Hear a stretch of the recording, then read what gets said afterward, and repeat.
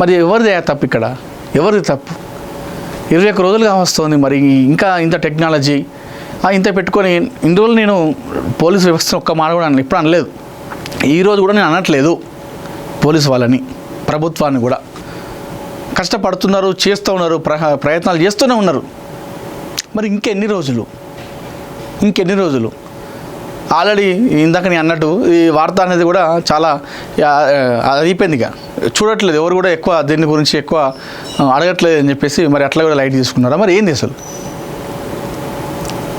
ఇంకెప్పుడు కనిపెడతారు? ఇప్పుడు 21 రోజులుగా మరి ఎలాంటి ఆచుకూలి ఆనవాళ్ళు లేదు అని చెప్పి మరి ఆనవాళ్ళు లేదు.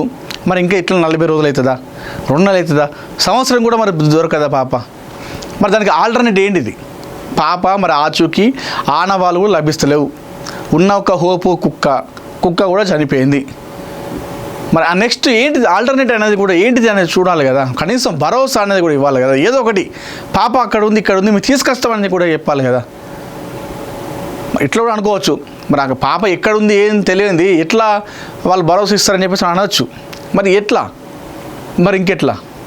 ఇప్పటికే వాళ్ళ తల్లి బెంగ పెట్టుకొని ఆ పాప మీద పోయి ప్రస్తుతం హాస్పిటల్లో జాయిన్ అయిపోయింది. బెంగ పెట్టుకొని మాట్లాడలేని సిచ్యువేషన్లో ప్రస్తుతం చిన్నారి జాహ్నవి తల్లి ఉన్నది.